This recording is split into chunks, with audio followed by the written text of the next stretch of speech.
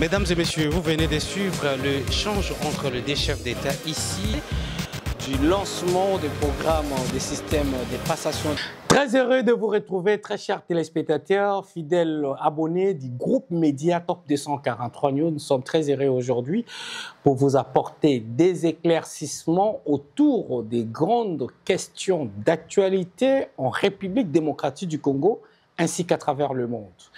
Très chers fidèles abonnés, dans le Cropotique d'essai, mercredi 9 avril 2025, très chers téléspectateurs, comme vous le savez, c'est prévu aujourd'hui qu'il devait avoir le pourparler entre le gouvernement de la République démocratique du Congo, le gouvernement le plus légitime, mais également le mouvement insurrectionnel du M23 au Qatar, à Doha.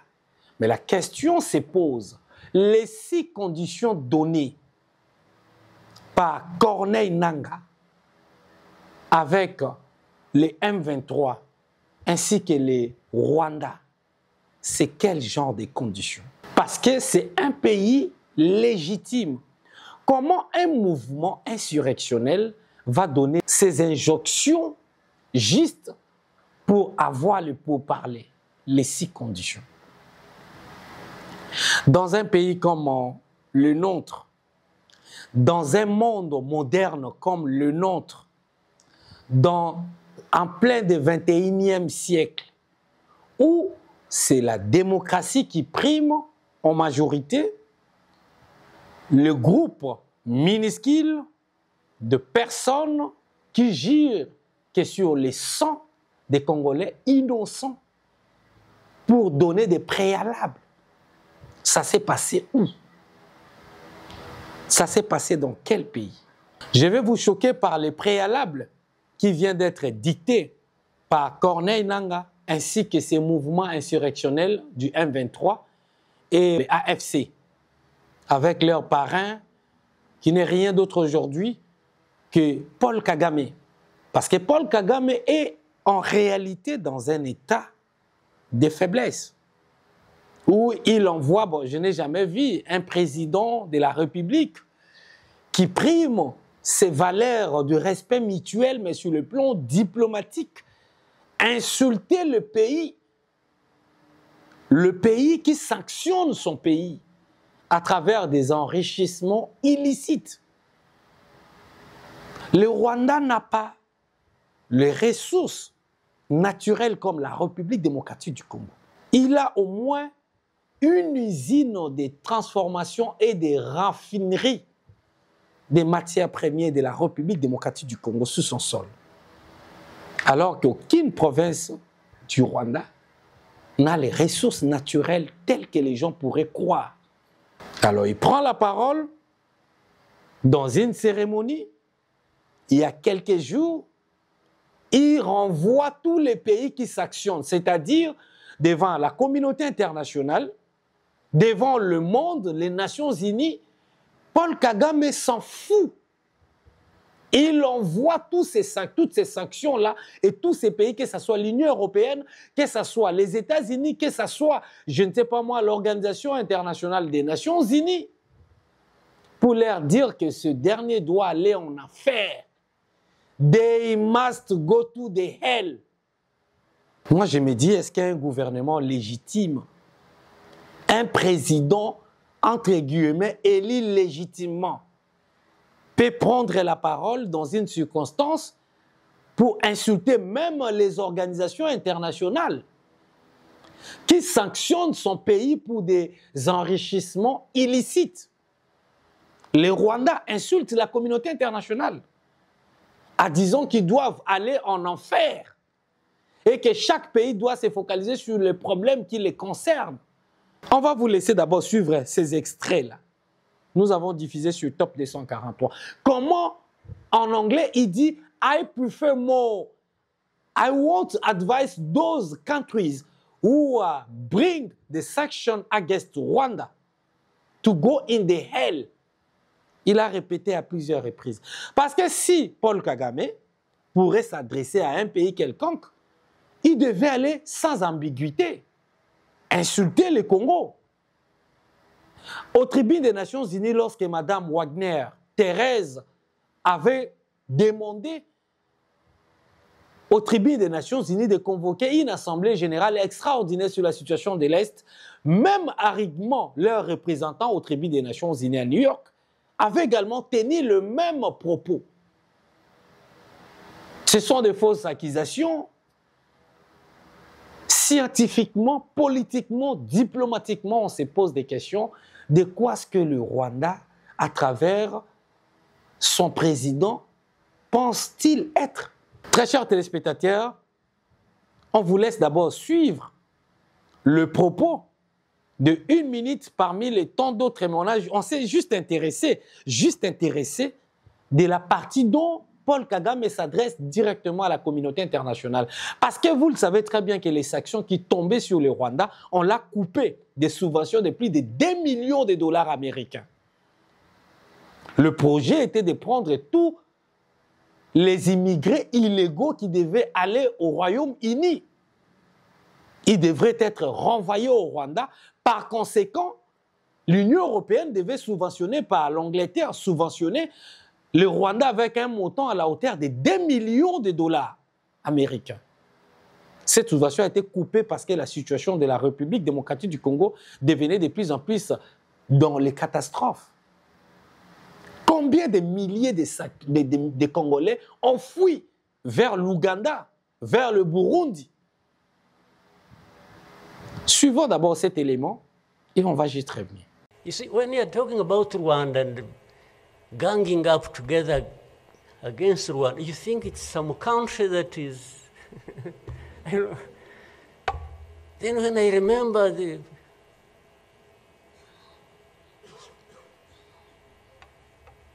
the facts about it, I just imagine the world has gone amok.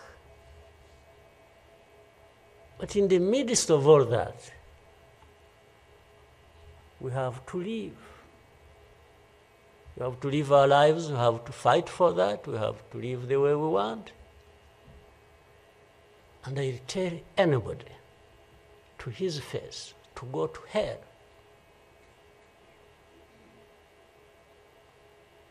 If anyone comes around and thinks they can, you know, they come and say, hey, we're going to sanction you. To what? Go to hell. Just go to hell.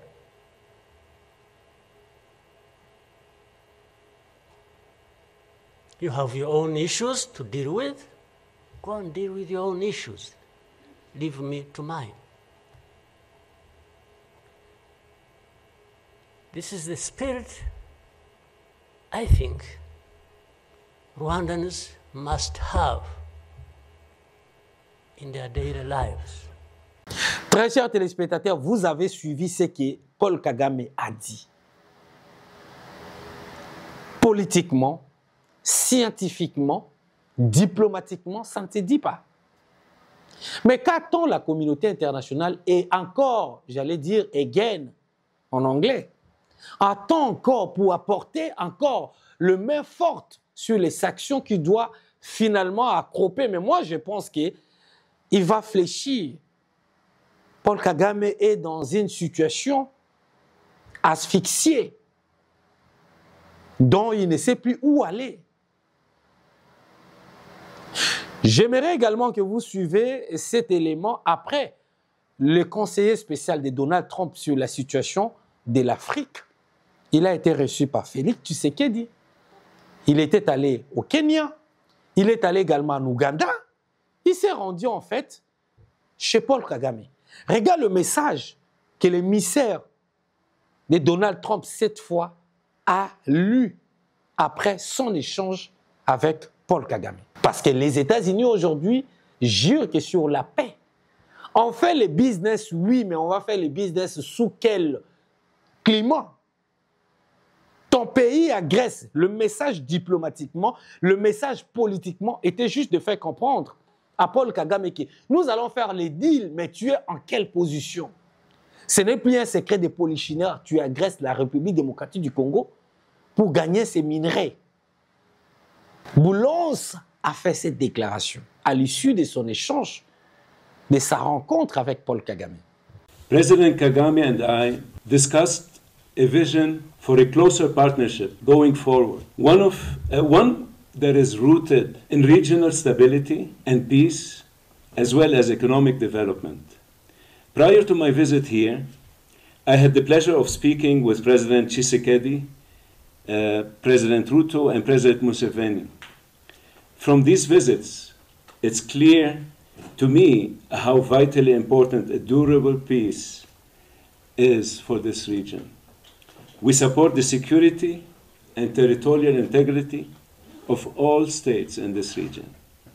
There are many American companies already invested in Rwanda. The government of Rwanda has a vision of being an economic leader and has a society ready to drive this vision forward.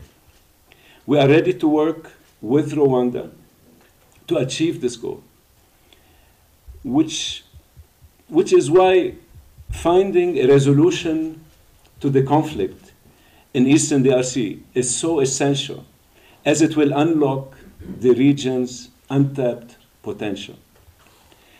During our discussions, President Kagame committed to pursuing this vision of peace.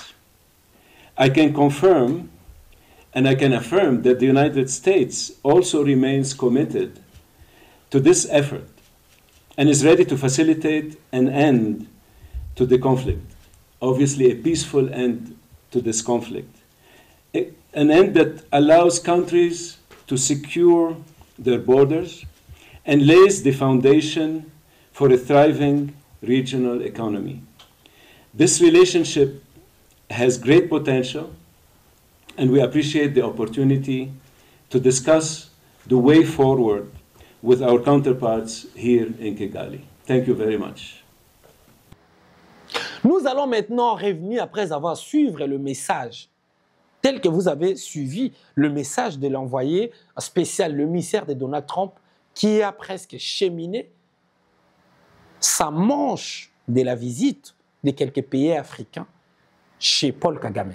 Parce qu'il a également déposé une gerbes de fleurs sur l'endroit emblématique des génocides des Tutsis au Rwanda. Très chers téléspectateurs, on se pose maintenant des questions.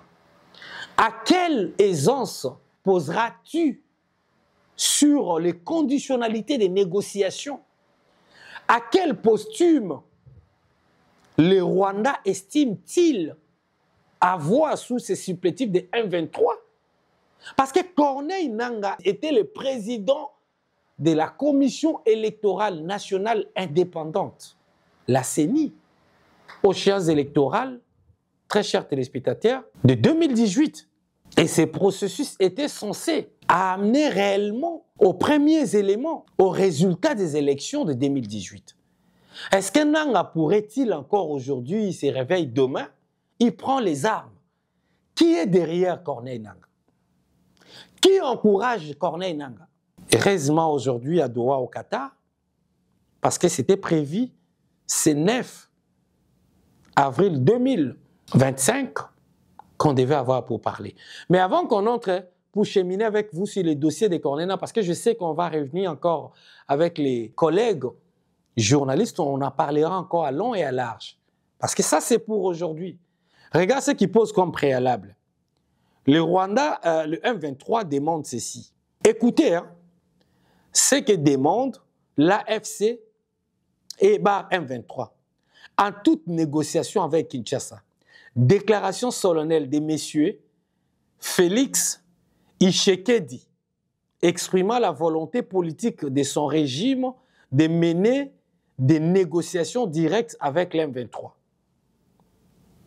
Écoutez, approbation de la résolution de l'Assemblée nationale du 8 novembre 2022 et de toutes les autres mesures restrictives prises par le régime de Kinshasa à la contre de l'AFC M23 pour permettre la tenue de l'aboutissement des négociations politiques, l'annulation de toutes les condamnations à mort, des poursuites, des mandats d'arrêt et l'offre d'une récompense à la personne qui aidera le régime de Kinshasa à arrêter les dirigeants et les cadres des M23/AFC.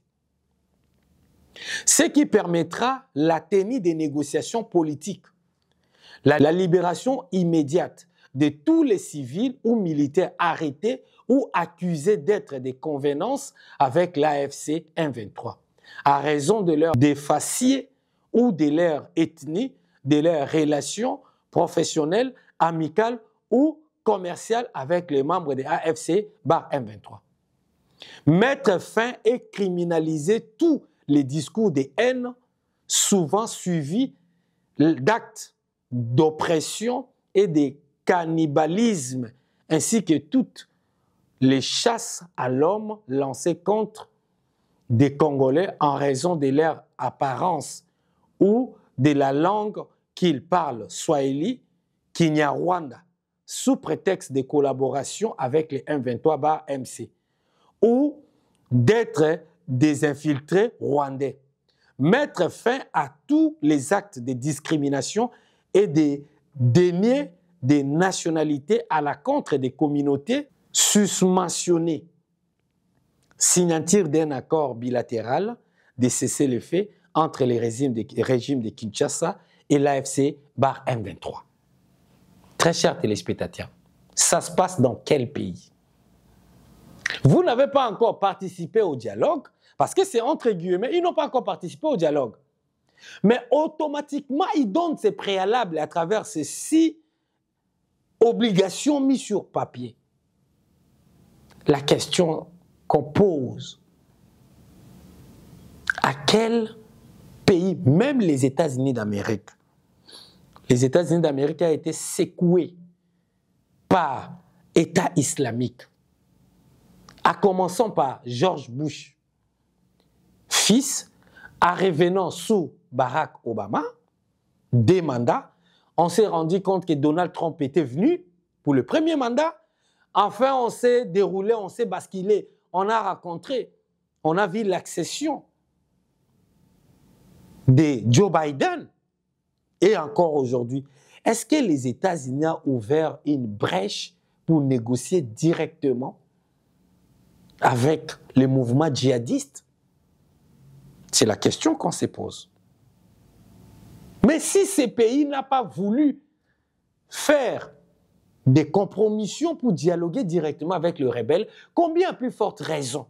Cette question, nous observons et on y reviendra parce que demain, il y aura un numéro spécial autour de ces probables rencontres du mouvement du M23/AFC ainsi que le gouvernement de la République démocratique du Congo. Merci pour votre attention. À très bientôt. Pour vous informer de l'essentiel de l'actualité en République démocratique du Congo, il vous suffit de vous abonner sur Top 243 News TV. Également nous lire sur www.top243news.com. Au nom de toute la rédaction, nous vous remercions.